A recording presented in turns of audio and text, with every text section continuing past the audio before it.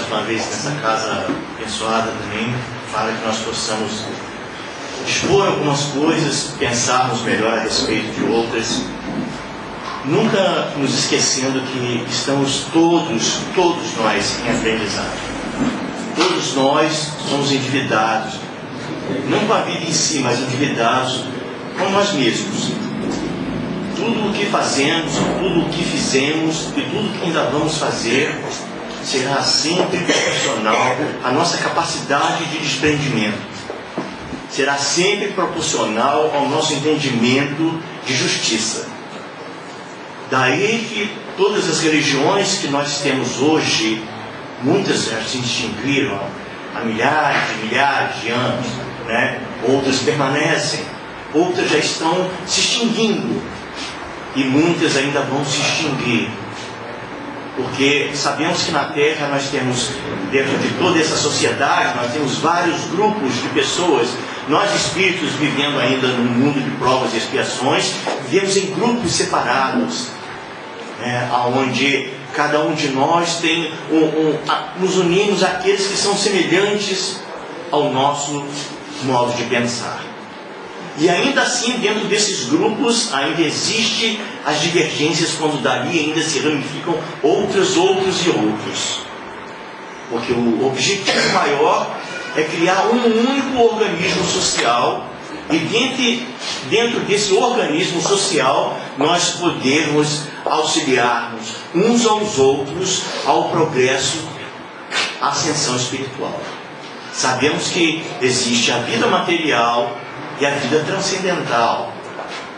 Não é um fato de sermos espíritas ou simpatizantes, ou aqueles que são realmente correligionários espíritas, que se empenham no trabalho de auxílio ao semelhante, quer dizer que estamos totalmente preparados para a vida futura. Primeiro, que não sabemos o que fomos no ano passado. Se fizer uma pergunta a alguém, quem é você? Provavelmente você possa responder: eu sou arquiteto, eu sou médico, eu sou engenheiro, eu sou geólogo, eu sou doméstica, eu sou nutricionista, eu sou arrumadeira. Não importa. Isso não é o que você é, isso é o que você faz. Se é o que nós fazemos, então é algo que nós apenas estamos momentaneamente. Mas o que realmente nós somos, ou seja, quem somos nós, de onde viemos, o que fazemos aqui, para onde vamos, o que fui eu em vida anterior, o que sou eu agora, o que serei eu daqui para frente. Todas essas perguntas, vivem sempre pululando a nossa consciência, e nós de maneira nenhuma conseguimos respostas diretas para elas, porque a própria vida material, quando buscamos alguma coisa, e essa buscamos uma vida espiritual no conhecimento, agregando algum conhecimento dentro de um segmento religioso, nós não conseguimos como ele gostaria que nós conseguíssemos. Porque não temos a afinidade com aquele segmento religioso. E por que é que não temos? Queremos algo que nos alimente de modo que possa dar a nosso sustentáculo para que todas as nossas atitudes sejam atitudes firmes, pausadas e firmes, ou ainda que o nosso impulso seja voltado direto ao bem e nunca a impulsividade negativa, como temos hoje. Quando alguém nos xinga, é você, é a sua, é ele. E assim nós vamos, porque nós estamos muito mais perto do homem de Neandertal do que do anjo. Então, por causa disso, as nossas atitudes são todas intempestivas. Somos sujeitos, como diz o serviço de meteorologia, somos sujeitos a chuvas trovoadas. E a cada instante desse, a gente, quando chega à cama, se pergunta: meu Deus, me livre daquele vizinho, que criatura chata, eu não aguento mais, Senhor, tire isso da minha vida. Nós fazemos isso. Alguém chega na nossa casa, como já dissemos outras vezes, justamente na hora do jornal. Alguém chega lá, e como nós somos treinados a agir com educação, não somos educados, Somos treinados a agir com educação. Aquele que vem naquele momento, a gente fica ouvindo. E aquela ladainha, começa aquela ladainha, falando sobre seus problemas emocionais, sobre seus problemas de trabalho, ou algo que ele quer comprar, e você está querendo ver jornal e está falando assim, mas e aí, a novela então? E tá, quando começa, é que é para você se mandar. Mas tem aquele que não se manda mesmo. Ele sabe que você está fazendo para você ver, porque quando você precisou dele, ele fez e você não saiu.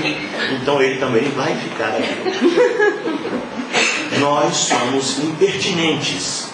Quando queremos alguma coisa, a gente quer porque quer e tem que ser aquilo que está ali.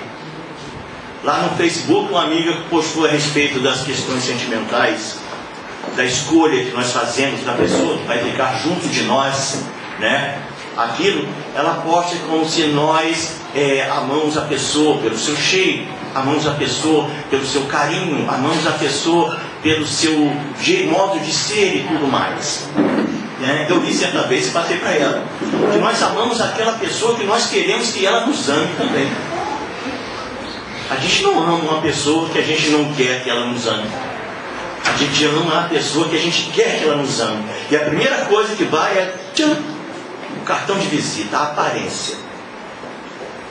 E depois, quando aquele instinto materno chega e diz: minha filha, isso não dá certo, meu filho, olha, isso assim. Ah, mas eu amo ela, eu amo ele. E depois, com o passar do tempo, diz: ah, se eu tivesse ouvido minha mãe. Ah, se eu tivesse ouvido meu pai. Ah, se eu tivesse ouvido a minha consciência. Aonde o nosso assunto de hoje entra em paciência e resignação. O que é paciência? Na verdade, todos nós somos pacientes, né? Mas pacientes porque estamos doentes e precisamos de cura. Mas a paciência que eu me refiro é a paciência mesmo, aquele de suportar as situações que se apresentam à nossa vida, que se apresentam à nossa frente, a cada instante. É no ambiente de trabalho, é dentro de casa, né? É na via pública. Né? Falamos da outra vez, quando as mulheres geralmente chegam a uma loja para comprar roupa, de criança ainda por cima, já entram sem saber o que querem, mas querem comprar alguma coisa. E quando pega, a vendedora desce a prateleira toda. Ah, mas eu tenho uma coisinha assim, não, tem aqui, a outra desembrulha aqui, tira tudo de dentro do saquinho e coloca ali. Não tem uma corzinha melhor, tira tudo. Quando tirou tudo que está ali, não gostei de nada não, vou dar uma volta, qualquer coisa eu volto aqui. A vendedora, não tem problema não, está tudo bem, sabe você o que está por dentro dela, né? Ou seja, nós temos paciência para ver. E não temos paciência de suportar a contrariedade. Porque a gente quer o imediato, a gente quer que seja agora. Assim, como escolhemos uma religião, nós queremos que ela dê solução aos nossos problemas agora. Daí, essa infinidade de religiões que nós temos, ao invés de filosofias de vida. Porque eu não considero a doutrina espírita uma religião. Né? Para mim, é uma filosofia de vida, porque nós compreendemos. Porque aquele que não compreende não pode se dizer ainda espírita, embora com todos nós, com os nossos erros, egoísmo, vaidade, sensualidade, os excessos todos. Mas o respeito ao direito do outro, a sua escolha, ao seu segmento, é primordial para o espírita. E o espírita também tem uma coisa fundamental: ele não discute religião com alguém de outro segmento. Porque o outro tem o direito de ouvir e enxergar do ângulo que bem deseja.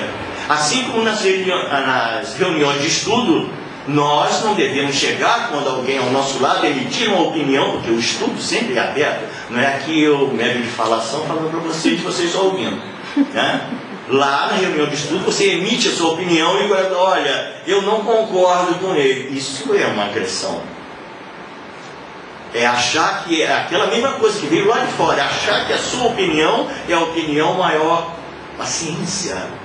Aguarda, ouve, escuta e medita na pergunta que Jesus pediu que nós fizéssemos a nós mesmos diante de tudo que fizéssemos. Ou seja, que buscais? O que você busca fazendo isso? X. O que você busca fazendo aquilo? Mas nós não fazemos essa pergunta porque achamos que ainda somos autossuficientes. Até mesmo dentro do segmento. que escolhemos como religião, como filosofia de vida. Erramos, temos impaciência com o semelhante, temos uma pressa muito grande de conseguir algo, um retorno daquilo. Nós temos um emprego, conseguimos passar no vestibular, conseguimos, se formou, que beleza, né? Conseguiu comprar a sua casa, conseguiu o seu primeiro milhão, que beleza, que maravilha. Né? Saúde da família toda, beleza. Os planos de saúde cobrindo tudo, mas ninguém está precisando utilizar, melhor ainda, porque plano de saúde é uma coisa que a gente tem que ter, mas não quer usar, né? Então está todo mundo bem. E você ainda está feliz? É tudo isso? Isso já te preencheu? Ou está faltando alguma coisa? Sempre falta alguma coisa. Quando alguém traz a opinião sobre uma coisa, está lá você opinando sobre aquilo e sobrepujando a opinião do outro a respeito daquilo. Não, isso não é assim não. Isso aí é por causa disso, sem fundamento nenhum. Quando perguntamos a respeito da existência na vida futura, quantos chegam e dizem assim: se existe vida do outro lado, eu não posso acreditar, porque quem morreu não veio lá de cá para avisar, ele que não sabe. Ele que não sabe que existem as reuniões onde acontecem isso. E tem aquele que tem tanto mais medo da morte do que medo da vida. Quando a vida é muito mais difícil do que a morte. A morte é um segundo, menos de um segundo que se passa. Nós deveríamos nos preparar a cada existência para o desencarne. E não para tentarmos proporcionar ao corpo uma vitalidade maior. Homens e mulheres, é silicone aqui, silicone ali, um botoxinho aqui, um botoxinho ali. Não é da nossa constituição física. E, no entanto, a pele vai envelhecer, o corpo vai enrugar e vai a gravidade puxando a sua matéria de volta para ela, e a gente vai ficando ali, cada vez mais difícil a sobrevivência daquilo ali. Mas aquela matéria que foi injetada ali, não. Ela vai ficar ali provocando deformidades em você. Envelhecer bem é ser jovem. A juventude é uma coisa, a jovialidade é eterna. Você nunca perca a sua jovialidade, porque a sua aparência física você vai perder. A beleza a cada instante, a cada segundo. Não tem ninguém aqui que está ficando jovem. Estamos todos envelhecendo, né? Se esse é a questão levantada para isso. Mas não temos paciência com o andamento da vida. Estamos dando hoje muito mais importância à preservação da aparência do corpo físico do que importância ao que nós viemos fazer aqui. A ter resignação com as coisas que nos acontecem. Sempre falo a respeito do capítulo 5 do Evangelho, que fala sobre justiça das aflições.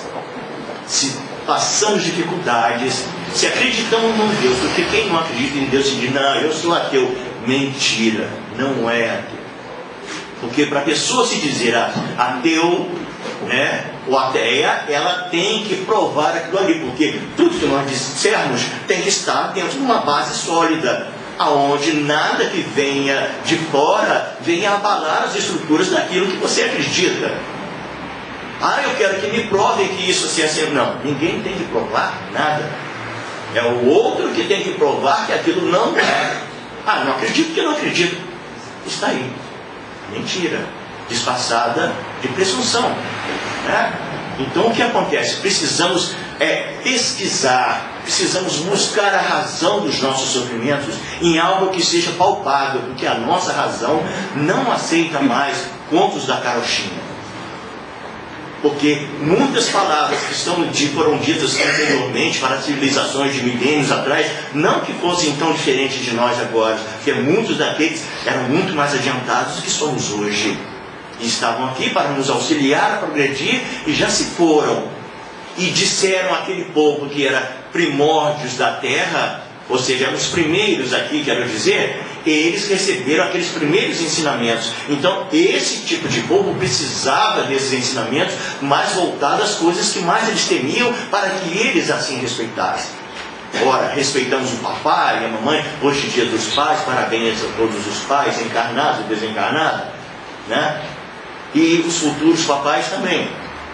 Mas nós sabemos que tudo que nós temíamos anteriormente era a morte. E quanto mais fosse doloroso o tipo de morte, mais a gente temia. Moisés pregou os 10 mandamentos como se fossem os 10 pecados mortais. Dentro das suas leis, ele buscava jogar as mesmas coisas. Se a pessoa roubou, ela tinha as mãos amputadas, ou era apedrejada em caso de adultério. Nós observamos que dentro dos mandamentos, né, existe lá um dos mandamentos que é não cobiçar a mulher do próximo, mas não tem como cobiçar o homem da próxima. Por quê? Porque a mulher era objeto do homem, né? A mulher é um objeto de propriedade e uso exclusivo dele, ou da prole dele, porque é coisas que a gente imagina que não era possível naquela época. As questões sexuais eram sim, né? Muitos não faziam ali dentro do seu segmento religioso, ali na sua religião, ali, na sua ligação a Deus. Mas quando saíam em viagem, a primeira coisa que eles iam buscar era aquilo ali, porque o sexo era a coisa mais premente da época. E a mulher era objeto de posse. Daí não existia isso. Mas as coisas vão mudando, assim como o Evangelho, segundo o Espiritismo, quando o Livro dos Espíritos, nos abre uma porta para que tudo que ali esteja, nós possamos questionar. Temos o direito e o dever de questionar, para que outro não aceite aquilo de bom grado, de primeiro, e não questione e diga, não, eu sou espírita, por quê? Não, isso assim não pode se fazer, por causa do mas como é que se prova isso? Não, lá no centro, falou, peraí, você está dizendo que lá no centro, mas qual é a sua verdade? Por isso que muitas vezes em estudos a gente costuma falar que o que está escrito no Evangelho não é verdade. O que está escrito em Bíblia também não é verdade. O que está escrito no Livro dos Espíritos não é verdade. E em qualquer outro segmento, no Alcorão e outros, não, na Queta também não é. Se você for seguidor de um desses segmentos religiosos, e você seguir porque ali está escrito, e não porque você compreende. A verdade tem que ser a sua verdade. O que você entende daquilo que está sendo passado, desse passamento, e não a imposição na sua consciência, porque pergunta do Livro dos Espíritos, de Kardec, a espiritualidade. Onde está escrita a lei de Deus, então? Que até então achávamos as religiões, nós de religiões presas às questões materiais, achávamos que Deus era aquele homem velho sentado num trono de mármore em algum canto do universo, ditando velho. Então ele já foi novo. Não questionávamos isso. Questionamos hoje de tempos para cá. Outros que questionaram na época foram queimados, trucidados, entregues a animais e outras coisas mais. Mas hoje temos essa liberdade, porque nós queremos a verdade, assim como Lutero lutou pela verdade entre as pessoas e buscou e confeccionou a primeira Bíblia em alemão, que até então era em latim, e o povo não falava o latim, era obrigado a ouvir e seguir aqui, tudo que estava ali. Vocês imaginam aqui, eu falando aqui um mandarim aqui agora, se não tiver nenhum chinês aí, né, e vocês, eu vou aprender a empresa minha, tá certo, né? Consciência. Então criamos livros e mais livros, incutindo nos outros mais inocentes, que isso como senhores e doutores das religiões, inseríamos nas pessoas a nossa impaciência sobre elas, para que elas aceitassem de toda forma aquela forma de pensar, porque Deus tinha iluminado homens para que fizessem aquilo, e nós aceitamos isso, e nós também fizemos isso aos outros. E tudo que se tem hoje, né, é justamente em questão da doutrina do perdão das ofensas. Eu faço aquilo que eu tiver que fazer, porque Deus perdoa tudo. Deus perdoa tudo, então basta eu errar e depois eu ir para, com a maior cara de pau, chegar no local e pedir: Senhor, perdoe-me. Eu errei nisso. E alguém vai me dizer, com todo o respeito que ela tem lá, ela vai me dizer respeitosamente: você está perdoado. Vai rezar isso, você está perdoado. Eu saio dali um tanque cheio. Eu posso chegar agora e tornar a errar novamente, porque é só eu voltar lá que eu vou ter o tratamento ali, separado. Desculpe às vezes o termo assim, meio cômico, porque muitas vezes até parece, mas não, é sério mesmo. Nós fazemos isso e saímos de lá acreditando que Deus é exatamente daquela forma. Deus não vai me castigar porque eu me confessei.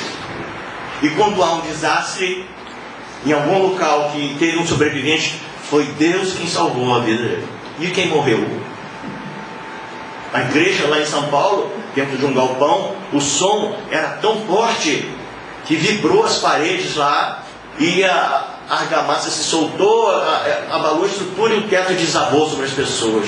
Morreram algumas pessoas. Ah, Jesus me salvou e matou todos os outros que eram fiéis também. Se nós olharmos a história anteriormente, para que adquiramos paciência hoje, vamos ver que Deus matou muito mais gente do que qualquer guerra possível. Mas não é dessa forma. A doutrina espírita é para o esclarecimento, em busca da verdade que nós estamos. Mas qual é a verdade? A verdade é individual. A verdade não é coletiva. O que vai tornar coletivo é o entendimento.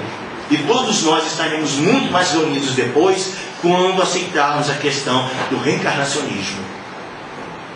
Aceitarmos a reencarnação, porque se eu acredito que em Deus, eu sei que Ele é infinitamente bom, infinitamente justo, infinitamente misericordioso. Isso é o que a gente sempre fala. Então isso significa de que tudo que me acontece é justo. Não, mas ela fez isso comigo, não tem nada não, Deus está vendo. Deus está vendo. A justiça de Deus tarda, mas não falha. Não é para... Mas é claro, olha o que está acontecendo com você. Entendeu? Ou não tem uma razão disso que está acontecendo com você? Isso veio do nada e caiu sobre você. Ah, mas Deus não permitiria. E quem? Não, isso é coisa do diabo. Então o diabo está mandando muito mais do que Deus agora, porque ele consegue pegar um filho dele que está desprotegido, é uma ovelha desgarrada que está lá sozinha, ninguém está vendo. Ah, mas a gente tem o livre-arbítrio. O que é o livre-arbítrio para você? Ainda que fosse livre-arbítrio, então você tem um momento de sua escolha, e se você escolheu errado, a ação do que você escolheu, do seu ato de escolher, tem a reação. Ou alguém consegue conceber uma ação sem uma reação? Nós vivemos no presente. O que é o presente? O presente é uma semeadura e uma colheita, nada além. É no presente que nós colhemos o passado. O presente é o futuro que chegou. Todo dia, quando a gente acorda, está ali. Todas as nossas sensações, o que está acontecendo com o nosso organismo, o que está acontecendo com a nossa mente, os nossos pensamentos, é fruto daquilo que nós pensamos. O que acontece com o nosso corpo é fruto daquilo que nós jogamos para dentro dele. Às vezes fazemos dele por questões culturais, fazemos dele um alambique. E depois vamos beber água, comer melancia, fazer qualquer coisa para tirar aquela ressaca que está ali dentro.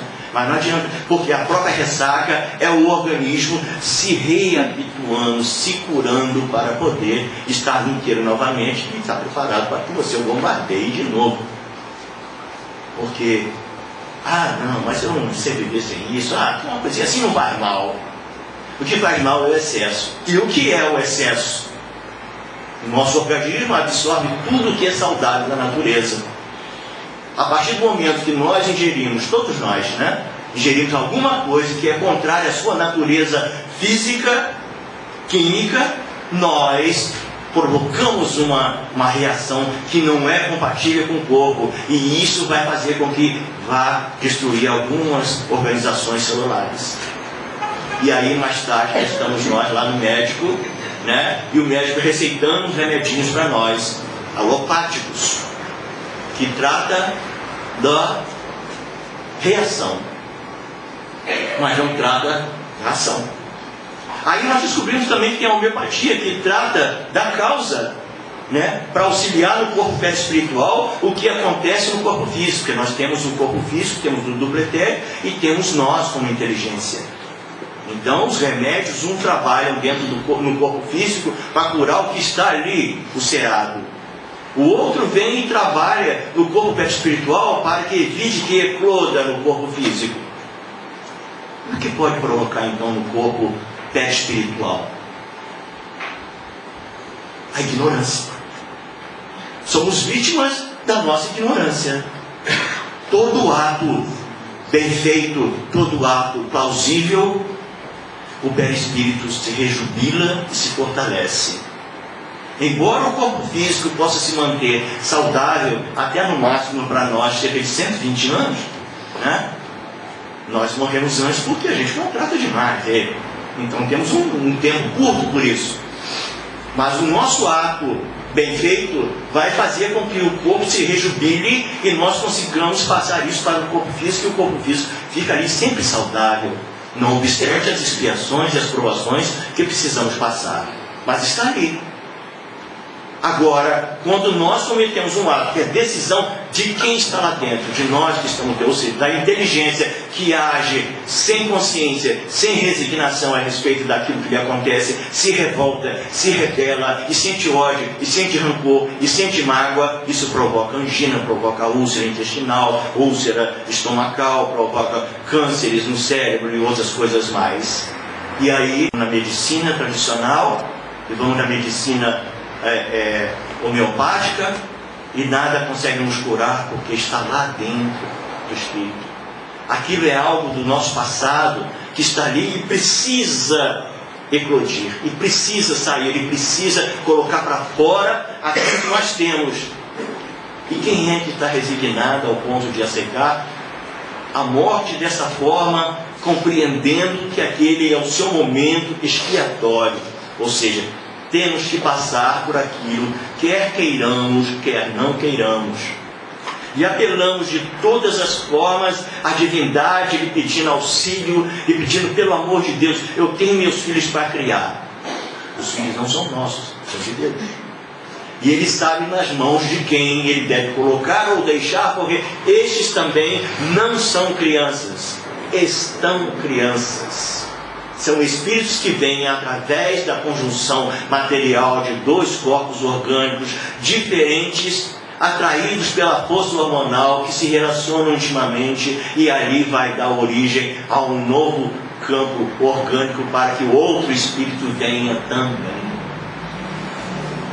Então cai por terra o Deus contemplação, cai por terra o Deus ó Senhor, que nós ajoelhamos no caroço de milho, ou que nós fazemos 1000 promessas de atravessar a cidade, como falamos da outra vez, com a pedra de 5 quilos na cabeça, até Macaé, a Rio das Ostras, descalço no verão escaldante, se eu conseguir me curar, né? E minha força de pensamento faz com que eu consiga, de repente, ter um crédito, e vamos ver qual vai ser a reação dele. Pois eu vou daqui a Rio das Ostras descalço, porque eu consegui aquele bem material.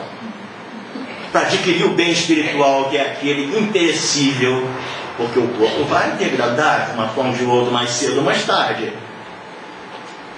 Se eu ficar bom, eu vou lá bater na porta do meu vizinho, vou buscar o meu irmão, o meu parente que me ofendeu mesmo, e eu sei que eu estou certo naquilo, mas a visão dele não está, eu vou pedir desculpas a ele. Mas ele vai me xingar, vai falar que eu... Não, eu não vou. Eu prefiro levar a pedra. Então estamos aqui. E eu falando, vocês ouvindo também, porque eu também tenho... Quando a gente entra ali do outro lado da calçada ali, tem um cruzódromo ali, como eu já falei, né? Quando a gente entra aqui, a gente deixa todas elas ali. Ninguém pega do outro ali, está tudo lá. A força de atração é tão grande, quando a gente tira, a gente vai direitinho lá e volta e sai. Aí a primeira coisa que acontece, nossa, fui lá, tomei o passe. O autopasse é um entendimento. Você não precisa fazer a fila de fazer caracol aqui dentro, né? Claro que são as cadeiras, né? Esgotar os médicos lá que estão trabalhando para dar passe, porque você pode auxiliar o outro do seu lado aí, né? Com o seu pensamento positivo, querer que aquilo que ele veio buscar, ele possa adquirir através da sua vibração em direção a ele. É o que os médicos vão fazer lá. Não sentir ódio, não, eu vou fazer mais força. Não vai dizer que você vai ser, porque não vai.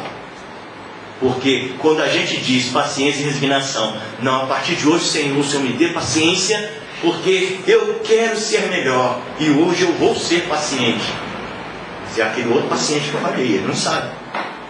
Quando chega na primeira prova do dia, ele grita com o outro para que não tire a paciência dele. De manhã cedo, fazendo a oração, ai, nossa, Pai do céu, santificado, olha, está na hora do café, pô, eu botei rezar sossegado, pô, pelo amor de Deus. São palavras que jogamos pelo lado, boca fora, descendo ladeira abaixo, entendeu? Não tem nada a ver com a divindade isso. É um costume apenas. Passar perto da igreja, né? Se não fizer 3 ou 7 vezes, a pessoa não quer, faltou mais uma. Aí sai. Como disse o Djalma que passou, um rapaz foi fazer, a bicicleta bateu no paralama do carro e ele caiu. A proteção dele estava onde? Nossa proteção está naquilo que acreditamos da divindade. A proteção está em nós sermos resignados. Resignados não quer dizer ser tolo, aceitar todas as coisas, como disse Jesus. Não é justo que aceite que alguém lhe sobrejugue, mas que você não se vingue, que você faça aquilo que precisa ser feito. Você precisa se defender. Todos aqui somos assassinos em potencial. Em defesa de nossa vida, nós não podemos deixar que o algoz tire nossa vida, e nem a vida daqueles que estão sob a nossa responsabilidade. Se isso fizer, isso é uma legítima defesa, né? Teremos que fazê-lo, mas quando fazê-lo? Como fazê-lo? De que forma fazê-lo? Qual é a sensação? Queremos justiça contra aquele que nos sobrepujou, ou aos nossos queridos, ou queremos vingança? Se fosse comigo, pegar com corpo, picadinho. Se tivéssemos esse poder, a gente fazia. Tem um rapaz lá no trabalho, ele, motorista, ele diz que essa marginalidade toda é porque a polícia prende, ao invés de exterminar tudo. Pegou, fez, tem que matar tudo, acabar com os pulos. Aí eu pensei, meu Deus do céu, o que eu vou dizer para ele, né? Eu falei assim, o seu filho não é policial? Ele é policial. Você calcula se ele de repente é pego numa situação diferente, né? E de repente ele não tem nada a ver, mas ele estava no meio ali dos outros policiais corruptos ali, de repente prenderam ele porque mataram um rapaz. Ele teria que ser morto ou teria que ser recuperado? E não, mas eu te conto. Não, me responde essa pergunta. Não, mas eu só quero. Não, eu quero que você responda a pergunta. Ele não. Já está certo. Jesus, quando disse àquele jovem, né, aos espíritos que estavam naquele jovem quando desce do monte, né? E os apóstolos disseram que aquele homem estava com um filho possuído de espíritos ruins e que eles já tinham tentado a noite toda e eles não conseguiram tirar os espíritos dele. E Jesus diz, raça incrédula e depravada, segundo o que está escrito.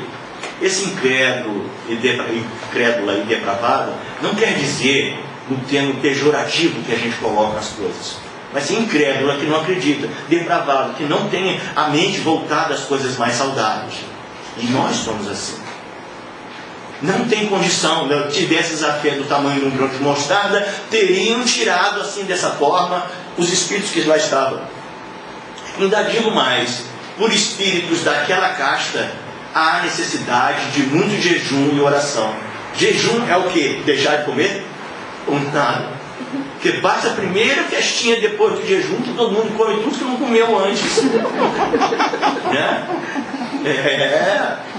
A gente vê, nas próprias festinhas espíritas, a gente vê o pessoal leva um sacolinho de casevídeo dentro da bolsa. E não pegam assim, ó, tem a bandeja assim, não pegam aquele docinho, pegam o que está lá na frente, que a mão aqui pega aqueles que estão no caminho ali, assim, ó. Eu vi. Já vi, a fileira, pega a fileira. Esse pega aquele docinho, esse aqui pega os que estão atrás dele. Bom, então, Jesus diz àqueles espíritos que se afastem, e eles se afastaram. E por quê? Autoridade moral. Autoridade moral. Não tem como algo que você diga para alguém, dentro de um conhecimento, dentro de uma autoridade moral sobre o assunto, e que aquela pessoa não vá se calar diante daquilo. Ela pode sentir já naquela hora, mas se estiver junto de outro, ela vai se calar e vai sair.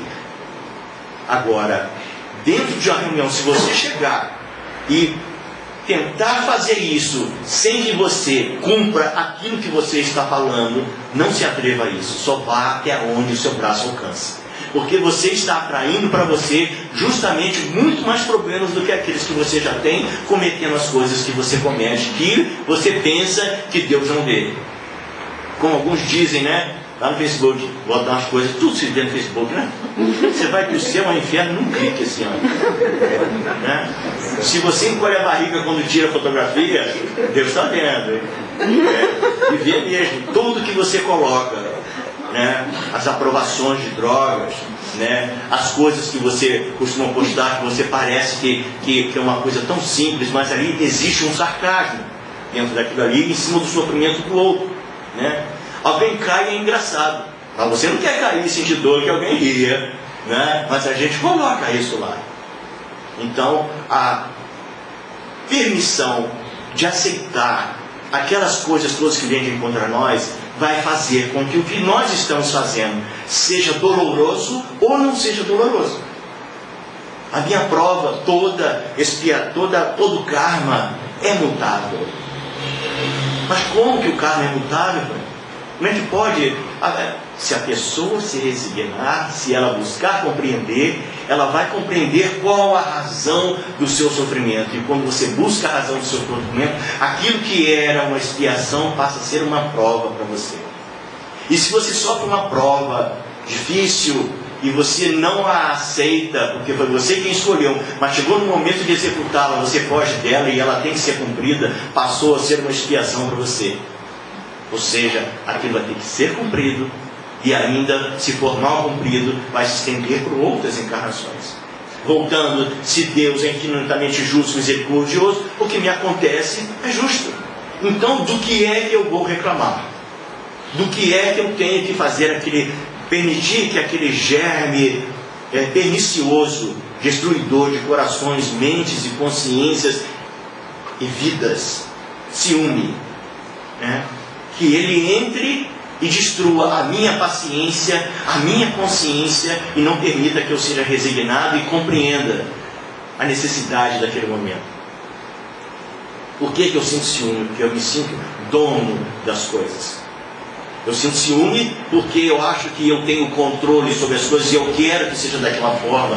Questões culturais também, questões que vêm de outras épocas para cá, questões das provas que temos que vencer. Sabemos que nascemos dentro de um segmento lunar, dentro de uma determinada época, onde determinados planetas estão organizados, onde toda essa influência energética influencia no corpo físico que está ali, se formando.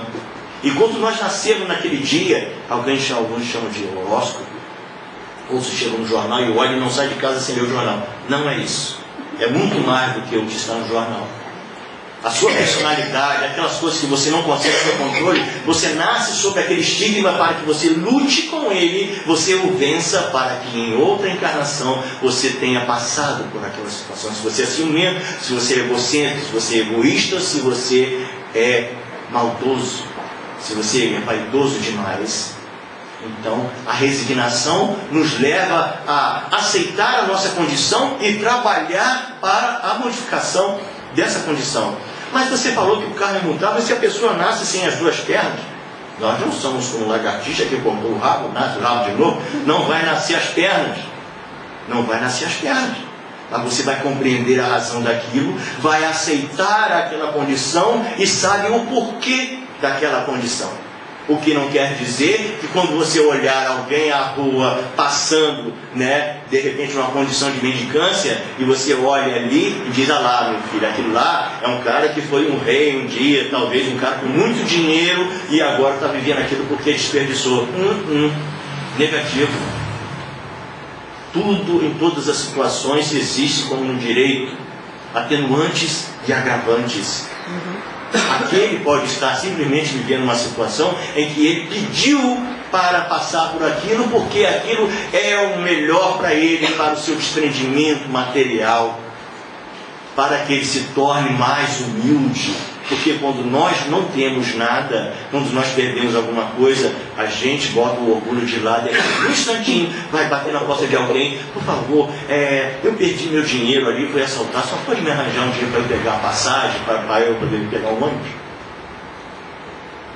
Escuta, eu estou morrendo de fome, alguém me assaltou, me deixou aqui, será que poderia arranjar alguma coisa para eu comer? Num instantinho a gente faz isso. Mas quando nós estamos de posse de todo o controle material, supomos ter esse controle, na verdade, tudo nos é lícito, mas nem tudo nos convém, e aquilo que não nos convier será retirado de nós, porque nós temos um abuso sobre aquilo que está ali. Então, eu não sou rico, eu estou. Eu não sou pobre, eu estou. Eu não sou forte, eu estou. Eu não sou fraco, eu estou momentaneamente, né? Então, o que nós buscamos hoje em saber a respeito do que a doutrina tem de proposta para isso? Conhecer a reencarnação. Como ela se processa, por que ela se processa.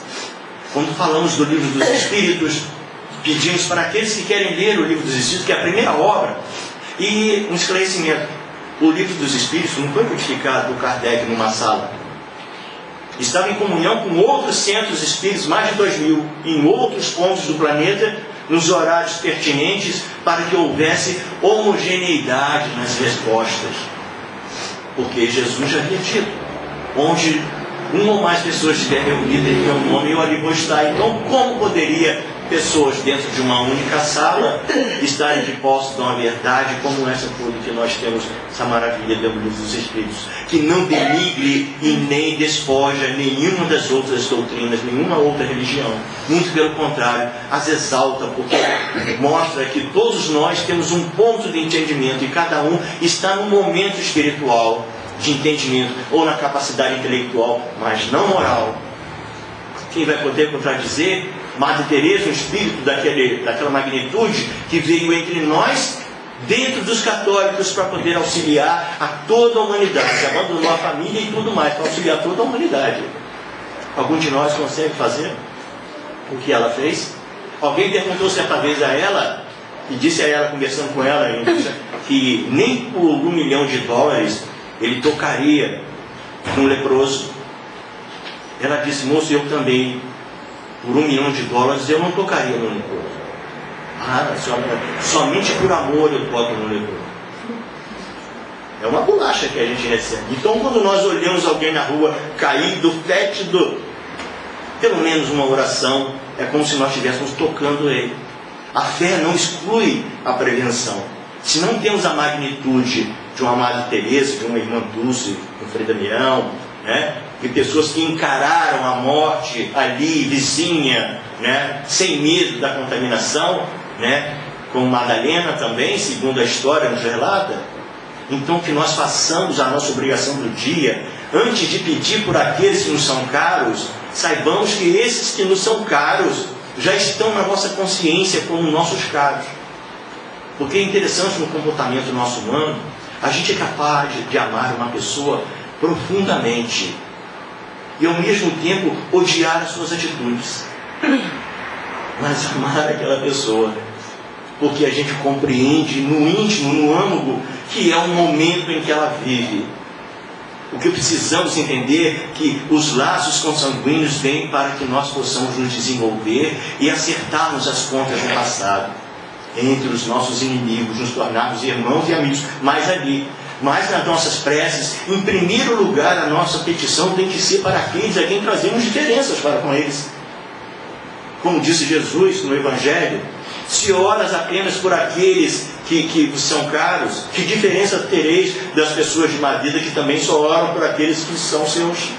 Se você só ajuda aqueles que te são caros, que diferença você tem das pessoas de má vida que também só ajudam aqueles que são lá? Nós temos que ser um fator diferencial. Isso vai fazer com que nós nos rejubilamos. A gente vai se rejubilar, a gente vai fazer com que muitas doenças que estavam dentro de nós, ali esperando, aguardando o momento de explodir e disparar aquele código, que o nosso corpo físico não é aquilo que todos nós pensamos que ele é. Tanto que o homem hoje consegue compreender muitas outras coisas a respeito. Jesus é muito maior do que esse que nós colocamos e ficamos contemplando de joelhos, de mão posta. Ó Senhor, é maior do que isso. Não é só esse entendimento astral, milagroso, que faz com que a gente abrace chorando. é a consciência, porque enquanto nós choramos é porque nós não podemos mudar a situação, nós achamos que as lágrimas vão trazer comoção. Mas dentro da razão, dentro da lógica, dentro daquilo que é verdadeiro, no Deus justo e misericordioso, Ele não se atém às nossas lágrimas. Ele se atém àquilo que está dentro de nós, porque Ele é capaz de ver-nos por dentro e não por fora. Ainda sabemos que a lágrima é um suco que sai do coração, que sai dos olhos com o coração espremido. Mas esse coração está espremido por quê? Pelo quê? Para quê? A muita distância. Então, dentro das reuniões, vamos buscar o estudo evangélico doutrinário. Saibam que todas as religiões cristãs são evangélicas, porque a nossa base é o Evangelho de Jesus. Não discutam com religião nenhuma. Todos nós temos o nosso segmento, o nosso ideal, o nosso direito de escolha e a nossa vontade de fazer algo. E dentro desse mesmo segmento ainda temos opiniões diferentes entre outros irmãos do mesmo segmento religioso. Então a nossa resignação vai estar em aceitar a nossa condição, sempre lutar contra aquilo que é negativo em nós, e nunca menosprezando o outro. E algo primordial em tudo isso é nós nos tornarmos o ponto final dos comentários infelizes. Porque a espiritualidade do lado negativo, ela nos excita naquilo, ela sabe exatamente pela coloração do nosso campo astral, sabe exatamente dos nossos problemas íntimos, sabe de muitas coisas que são veladas para muitos aqui, eu não vejo, mas eles que estão do lado lá veem. E se nós começamos a atacar coisas que vai ferir em determinado ponto aquilo que nós não cumprimos, eles vão trabalhar em nós aquilo ali pacientemente, sem pressa nem messa, e vão chegar para nós e vão nos deixar em condições ridículas. Então que nós possamos nos tratar, tirar essa casca, a nossa falsa modéstia de achar que ser bom é ser tolo. Não, ser bom é lutar por aquilo que acredita, né? Ser bom e ser verdadeiro não é você chegar e dizer aquilo que você pensa, é você pensar naquilo que você vai dizer. E quando disser, que diga algo que seja para construir, nunca para destruir, assim como os médiuns. Quantos médiuns eu já vi dando conselhos às pessoas, porque a entidade espiritual chega para ele, o outro que está do lado negativo, ele é capaz de criar um problema em você e depois se apresentar ao outro dizendo como um que sabe o que está acontecendo e dizer para você o que você precisa fazer. Você vai satisfazê-lo e ele mesmo vai deixar de perturbar você. Ele mesmo cria e ele mesmo traz a cura, mas não é isso. Verificai antes se os espíritos que se aproximam são de Deus. Todos nós somos de Deus, inclusive eles. Mas as comunicações apócrifas, ou seja, que tem uma frente, mas o fundo é outro, temos que ter exatamente todo um cabedal de conhecimento para sermos capazes de perceber isso. Comentário infeliz. Alguém falou de alguém, silencie. Se você não pode nem chegar para essa pessoa e dizer: olha, não fala essas coisas para mim não, que eu não quero ouvir essas coisas, não tem nada com isso, não tem problema. Isso também nós vamos estar agredindo o outro, né? Mas se acha melhor essa atitude, que seja, né? E a reação seja a sua responsabilidade, né? Mas seja o ponto final. Se alguém fala do outro para você, com certeza vai falar de você para o outro, né? Então, amigo, como diz a música do Milton, né? É coisa para se guardar, né? Então que nós possamos ter uma semana cheia de eflúvios, né? de magnetismo positivo, buscando a paciência. Não vamos ter paciência quando sairmos daqui. Não seremos pacientes amanhã e nem depois de amanhã. Provavelmente nessa vida não, né? E talvez nem na outra. Mas isso tudo é um exercício, são conquistas. Alguém, certa vez, no centro onde eu fiz uma palestra lá, em Canções há pouco tempo, agora coisa de umas 3 semanas, me perguntou: escuta, e alguém, a gente faz algo pra gente muito difícil, assim, a gente tem que perdoar, né? A gente sempre busca a ajuda da espiritualidade para que a nossa resposta não venha ferir, porque é o outro que tem que dar a si mesmo a própria resposta. Porque tudo que a gente fala é de uma responsabilidade tão grande que qualquer coisinha, ó, foi o Frank que falou. Entendeu? E me pega numa situação difícil, e aí, ó, você falou isso, também não vou fazer não. Então a responsabilidade é grande. Então o que nós devemos fazer? Disse ela. Perdoar não é uma obrigação.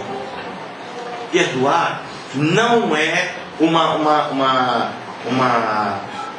uma imposição. Você é obrigado a perdoar, você tem que perdoar, você precisa perdoar, você deve. Não é um dever. Perdoar é a compreensão.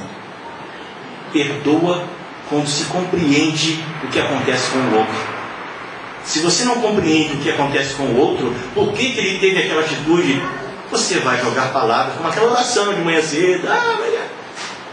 Não vai perdoar. Você vai dizer, não, eu te perdoo. O fato dele pedir perdão a você, que coisa boa, ele pediu perdão. Entendeu? Isso é bom, quando nunca fez isso, veio aqui a mim, me pediu perdão ali. Ao invés de você chegar e olhar com outros olhos, porque muitas vezes o outro também pede o perdão a fim de que você o alivie para que ele possa fazer de novo. E aí? Vivemos num mundo de provas e expiações. E no mundo de provas e expiações, todas as coisas são possíveis. Encontramos pessoas capazes de fazer coisas inenarráveis. Espíritos de toda sorte, de mundos primitivos, estão encarnados entre nós.